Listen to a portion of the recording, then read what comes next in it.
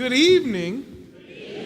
Welcome to the 4th annual NextNotes High School Composition Awards Showcase.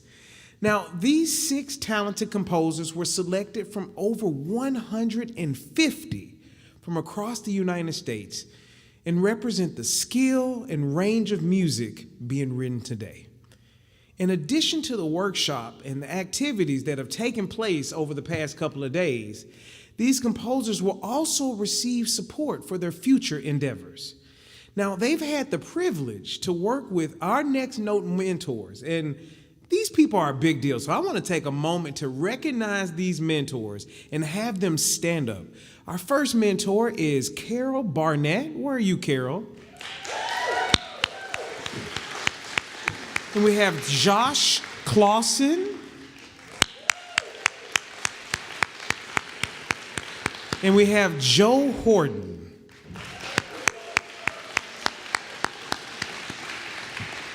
Now, themes that I've heard that they've covered this week is they've talked to the students about the importance of embracing failure and being vulnerable and broadening what composition can be in 2018 and beyond. And when I think about my day back in 1997 is when I first started dabbling with arranging and composing. And I think about not having people like Carol and like Josh and Joe to mentor me. I am so thankful and grateful to the Composers Forum for making opportunities like this happen. Let's give the Composers Forum a hand for bringing these amazing mentors for those students.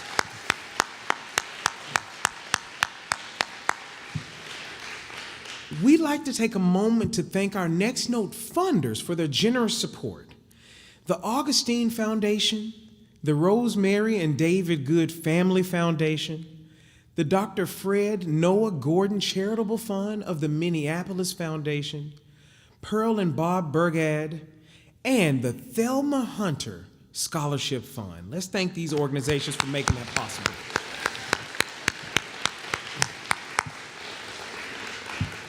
Thanks also to the individual contributors to the American Composers Forum that make programs like NextNotes possible. ACF supports composers throughout their lifespan, and NextNotes is just the beginning. I want to bring down our very first composer and performer, Ben Ballmer. Come on down here to this microphone.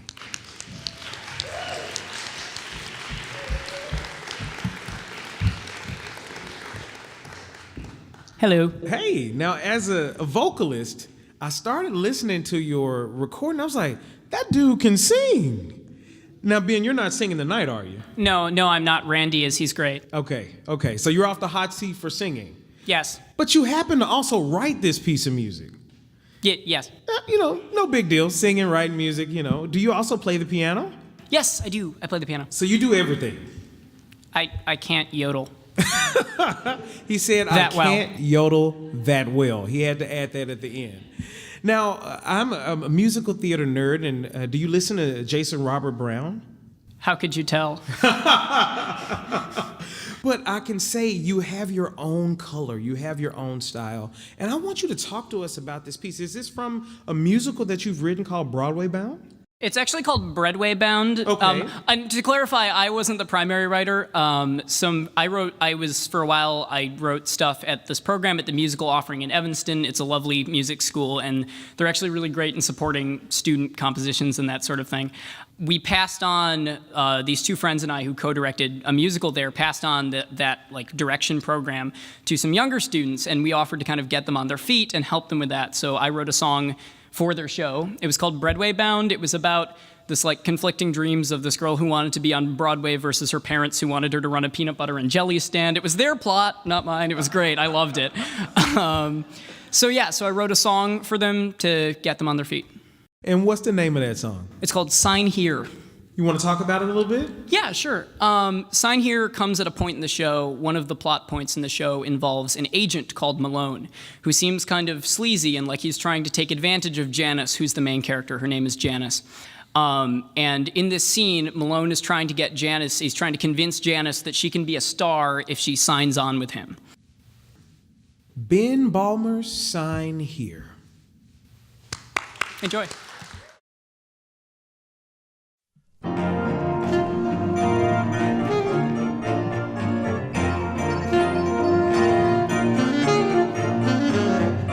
Once I was a little squirt like you, sleeping in a yurt near Kankakee, mopping for a circus on the outskirts of the town. Now they're signed and working for me.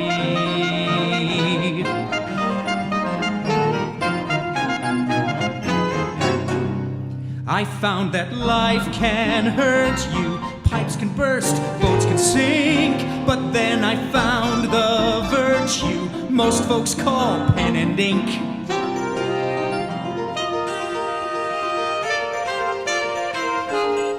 Now you're in a similar rut as I, searching for the luck to let you win, struggling to summon up the guts to get a grip so you don't drown. Fortunately, that's where I come in. Just take this pen and sign here. Click the top, try it out, drag it across this line here. No more shame, no more doubt. Stage light, spotlight shining right on you. Do Broadway my way, then on stage you'll stage a coup. Make your dreams come true. All you have to do is sign here. Can't you hear the roaring crowds? Sign here and the critical acclaim. Sign here, they're getting louder as they're shouting out your name. It'd be a shame if you don't write it down right here, right here, right here. The first autograph you'll pen, you could earn a fortune cash each day. Soon you could pay a staff to laugh at things you say, half of which weren't funny anyway. The whole room standing when you take your bow. You owe me when you get your Tony. Thank me now. You'll get real appeal once we seal this deal and sign here. I see the fire in your eyes. Sign here. It's the shortcut to success. Sign here, and as I surmise, you'll rise above the rest.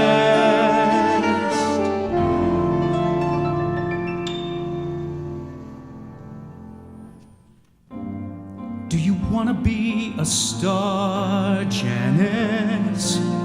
'Cause I know that you'll go far if we plan this out, if we do this right. No more fears, no more doubts, no more nights spent in spite of the tables you clear and the floors you sweep and the tears that come as you fall asleep. They're gone now. I'll give you validation, sweet and real, the only feeling you folks feel. No chasing fame, no wasting time, just jot your name on the dotted line and sign. It's time you started winning, and believe me, there's no sin in having faith. You won't want to go back having had a taste. So sign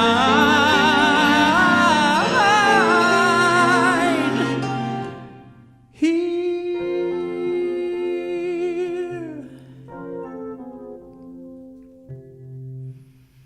She'll be mine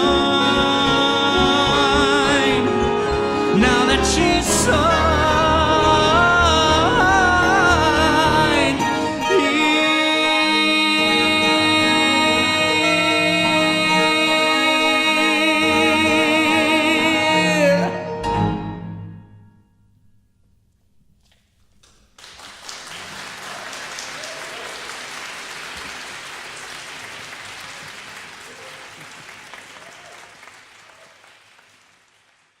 I told y'all that these students were incredible, right? They are simply amazing. And I want to welcome the next one down here, Elise Arancio. Now, as she comes down, I'm pulling out my phone. I'm breaking the rule because I want to read the title page, actually on the opening cover of her piece, La Loquesia. It's a noun, and it's defined, and it says emotional relief gained by using strong or vulgar language. And so I want you to just unpack that right now and talk about this piece of music. So the title came after I wrote the piece of music. Really, as I was writing it, I noticed there was a lot of tension and release that kind of oscillates between the different players. They kind of seem to be in arguments with each other, and then everything's fine for a little bit, and there's a little bit of tension that builds up. And so I found this word, and it just perfectly described that, and it's something that people can relate to, usually. Now, when we talked the other day, I asked you, I said, all right, you wrote this piece, and it's written for a percussion ensemble. And I said, are you a percussionist? And you responded? No. And I was like, whoa, how do you do that? And, you said you just heard it in your head, and you made magic happen. And I think that's just so impressive and I want us to really understand just how gifted these students are, that they can take music and just, here it is, it's in my head, and now it's on the page. And you're gonna get a chance to hear that tonight. Is there anything else that we need to listen for in this piece of music? I don't think so. There's just a lot of kind of reactionary figures, a lot of call and response. There's just a lot of like aftershock waves. Just think of, when you're in an argument and someone else is using the strong language, how you feel, and you're kind of like, whoa, my goodness. So yeah. And, I have to brag on her for a second. I was trying to, have some small talk on Thursday, and I found out we're both Southerners. She's from Atlanta. I'm originally from Memphis. And so I asked her, I said, so what's next? What school are you going to? And she was like, oh, some school called Curtis. And I was like, oh, no big deal, just going to Curtis. So congratulations. Thank and you. Now let's hear La Loquesia.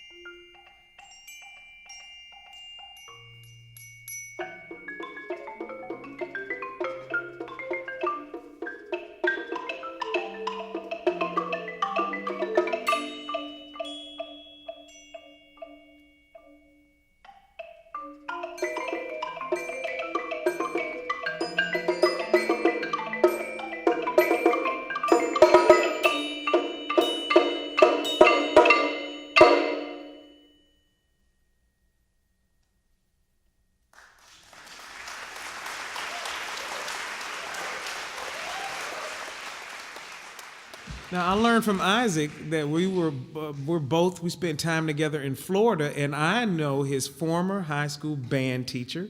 We're friends. We were actually in Tallahassee together. He was at Florida A&M while I was at Florida State, and so we crossed paths many times. And I came across this piece, and I was like, crunch time. And so as I looked at the score, I want to read you what it says. You wrote this, correct? Yeah. Okay, so this is what Isaac said. The piece is called Crunch Time, as I had originally planned to have another piece to submit for my composition portfolio. But after working on it for about 2 months, became disappointed with the form of the piece had taken and ditched it entirely. So Isaac, talk to us about this process and talk about that piece that you ditched.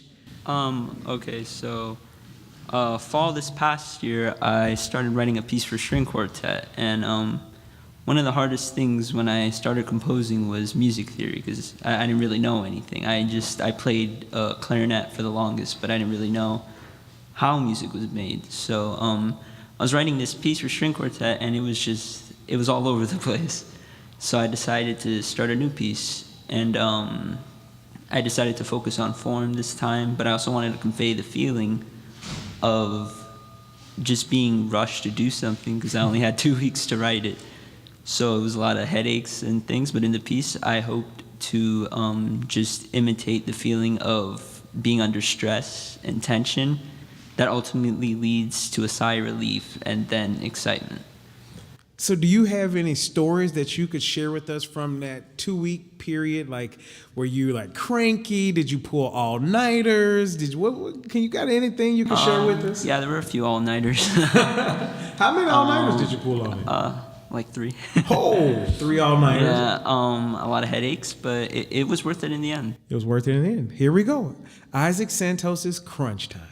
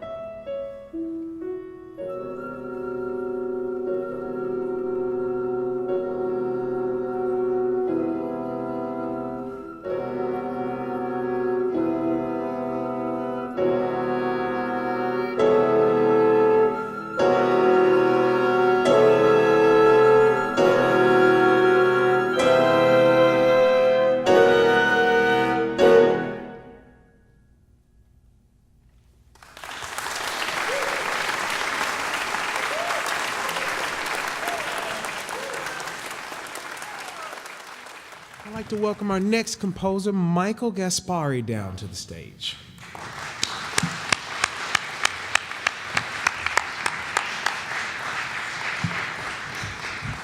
So as I was at home listening to these recordings that they submitted, I had this Dropbox going, and I had it on my Apple TV going through AirPlay, and I have a 7-month-old named Aida.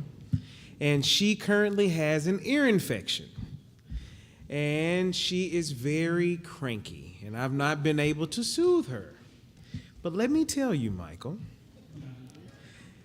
as soon as the soprano started on your work, Aida, for just a moment, stopped and listened.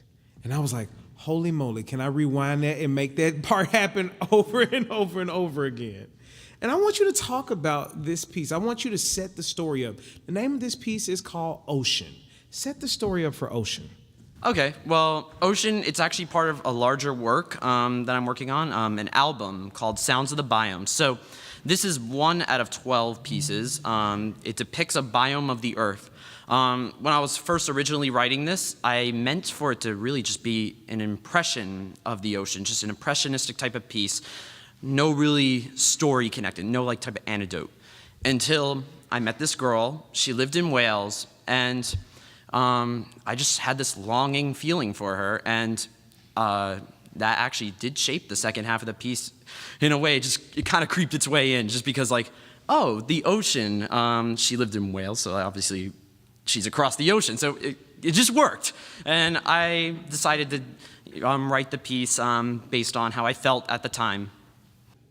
And when do you expect the larger work and album to be complete? I expect for it to be done by the end of this summer. Oh, under your own little crunch time. I'm trying to, yeah, of course. So, are there things that we should listen for in this composition? You should definitely listen for a lot of ambience. That's not going to be hard. The whole piece really just is ambience. And you should definitely listen to Carrie singing. It's maybe one of the most incredible things you'll ever hear. She's really good. And Tom on the other synthesizers. And you'll also hear really cool instruments called the Moog. It's a very analog type of synthesizer. I brought it along with me. The TSA was okay with it on the plane. And yeah. Awesome. That's what you'll hear. Michael Gaspari's Ocean.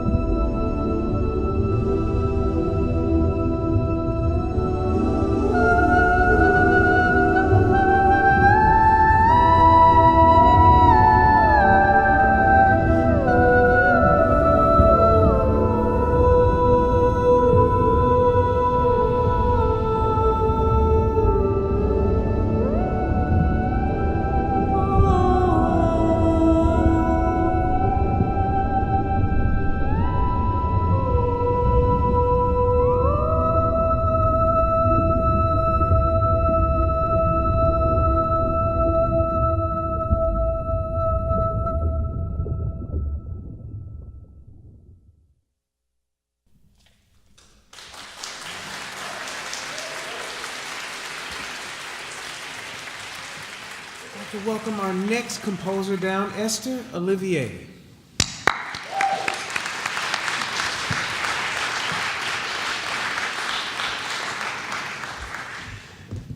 So I'm going to start with a little bit of a story that I learned the other night when we were at dinner. So Esther was talking about her composition Stream of Consciousness, and you had it played by a particular orchestra. Would you like to name that orchestra? Oh, it wasn't. It's a chamber piece. So Chamber piece. It was played by professionals around Los Angeles. Los Angeles, and particularly you had some members of the Los Angeles Philharmonic. It was actually for a different piece, but Okay. yeah, close enough. Okay, could you talk about that experience, though? Sure. So I was part of a program at the LA Phil called the Composers Fellowship Program, in which I actually was premiered by the Los Angeles Philharmonic a few months ago, which was an incredible experience to work with such an amazing, world-renowned orchestra, and yeah, it was great, and I loved it. No big deal, just getting pieces played by the LA Phil. So talk about Stream of Consciousness. How did this composition come to be?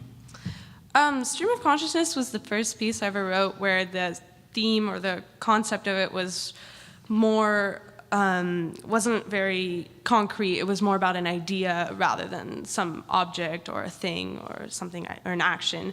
For me, it was about kind of delving into the mind and how it works and looking at how, in a day, how the human brain kind of survives, functions, goes through it. And what can we expect to hear in this composition? So for example, in the very beginning, so it's in 3 movements, and the beginning of the first movement is, I was hoping to get the effect of someone waking up, like the brain kind of starting off the day and going into its daily habits and life. And then at the very end of the piece, and at the end of the 3rd movement, you kind of hear it return back to its state of sleep and peacefulness. So, yeah. Awesome. Well, thank you, Esther, and welcome to the stage our musicians playing Stream of Consciousness.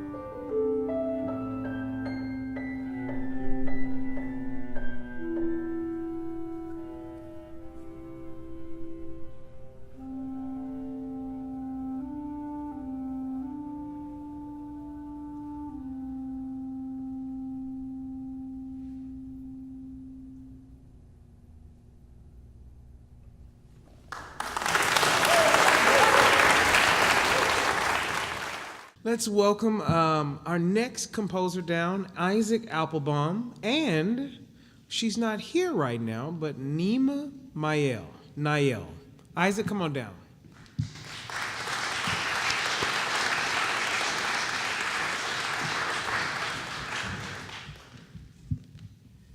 Now, Nimah isn't here, but you will hear Nimah over the speakers. Is that correct? Yeah.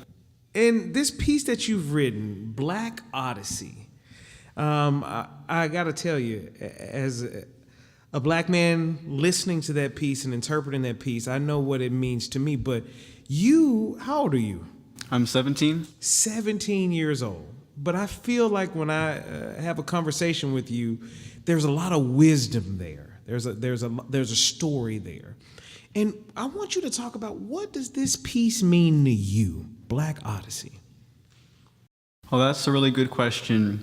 And I think that this piece, for me, is at least a couple years old. Not literally. I wrote this year, mostly over winter break, and I had a similar story to Isaac Santos in terms of crunch time. But this story really began, I guess, first just being who I am, being someone with a unique African American experience and Nimah's experience in America. And just everyone has that unique experience, whether that's their African American experience, whether that's an experience that you've had in whatever identity, whatever life you've lived. But this really started for me when I read an awesome work, an epic poem by Derek Walcott, a Caribbean poet called Omeros. And it really envisioned the black journey from Africa to America and navigating the kind of landscape that they encountered there, navigating being stripped of their culture, their names, their identity, being taken to a place that didn't always treat them very well and like them very much, and told them that who they were wasn't important. But then in spite of all that, they gave so much and they got so much in return. And together, we just forged forward on that odyssey, searching for a home and building a new home and coming up with the values we talk about. And I just wanted to tell the story of this piece a little bit. And I think I was talking to you about that. Did you have any questions about the story of it? Yeah, could you share, give us like I know that we want to hear the piece, but give us like what you think we really need to know about that story. Yeah, so basically the piece traces that odyssey from Africa to the present. So we start out in jubilant celebration in Africa with the vibrant polyrhythms and communal storytelling that involves. But we're all of a sudden confronted with trauma and a jarring realization of enslavement, being taken away from that. And then we have a piece with poetry and with piano that talks about the agony and the humiliation and the sadness experienced on the transatlantic slave trade, that middle passage. And then we have, using the idiom and language of jazz, a journey from slavery to the present, marching forward out of oppression into victory, into looking into a future that, like we say in the rap, the better future, the better America, the better world that we all hold inside of us and we all dream about, it's within reach. And that's the optimism that comes out of that trauma and that transcends it in a way where we can all reach that better tomorrow.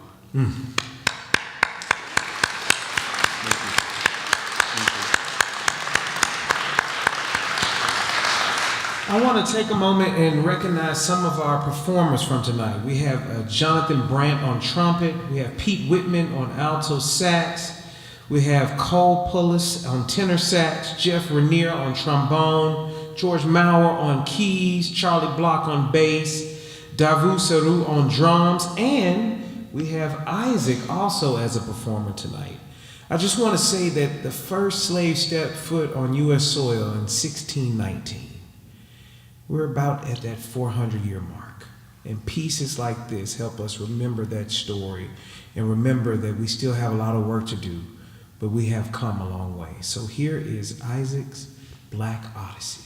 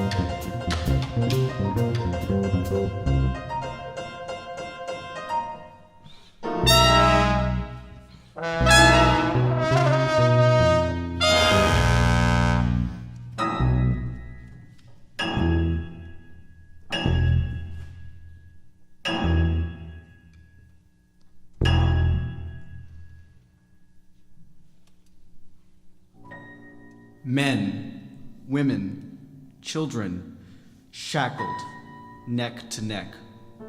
A crying mother chained to her dead child, a wreck. A powerless father ripped from wife and home.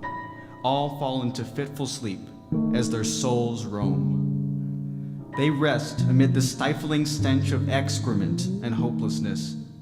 Their mother continent, like Ithaca, slides over the earth's edge, its names, smells and sureties fading as night claims the sunset sky.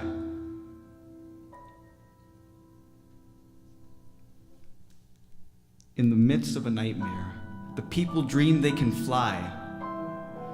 They dream they can soar in this lifetime on wings of song and memory, chains broken, far above oceans of despair they could never see.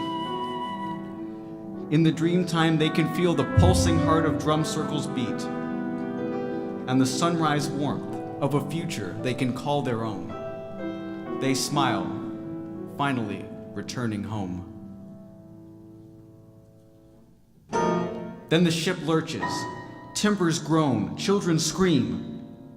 Dreams dissipate with a paralyzing jolt. Wings melt like wax. There is no home to return to, nor to find, no Ithaca waiting on the dark horizon.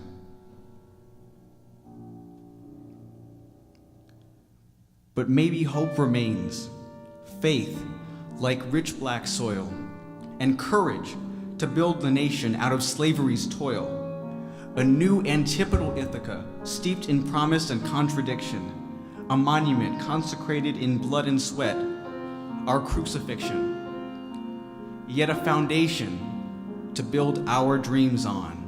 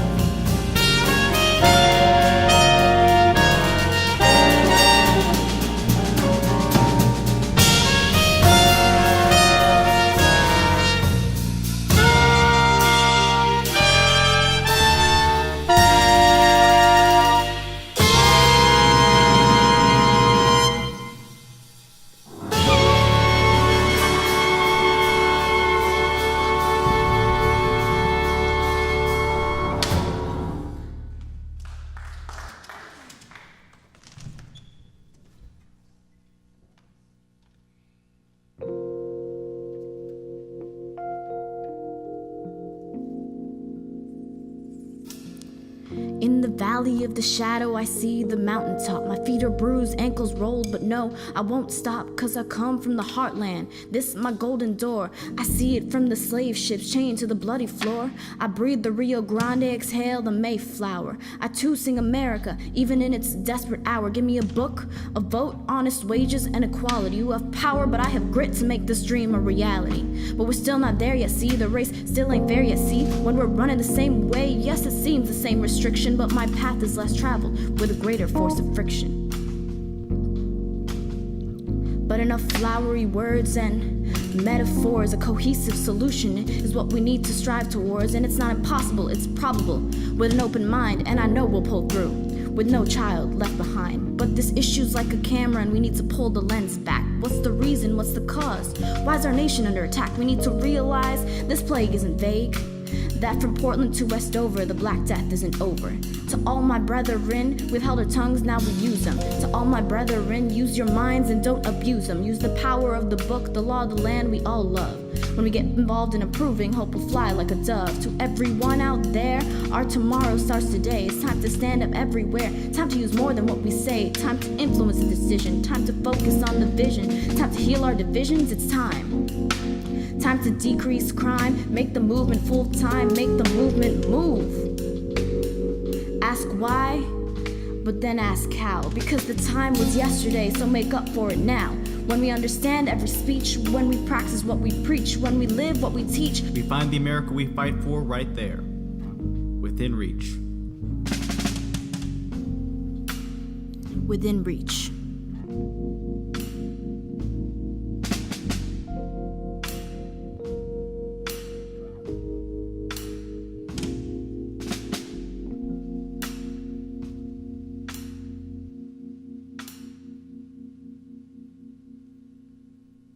Within reach.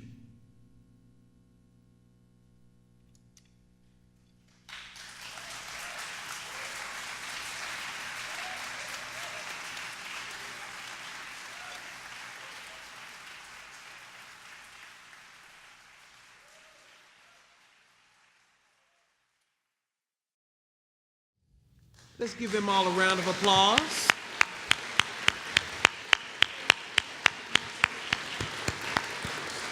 I would also love to bring down those mentors. Mentors, are you still in the house? Do we have Carol, Josh, and Joe? Are you still here? Let's have them come down for some recognition.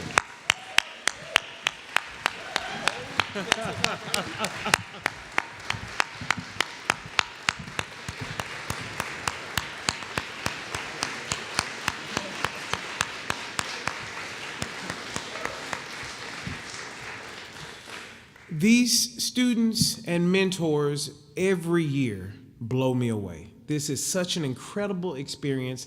I hope to see Next Notes here for the next 20, 30, 40 years. Thank you and have a great night.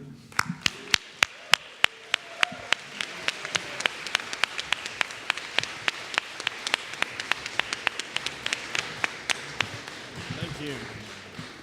You are perfect.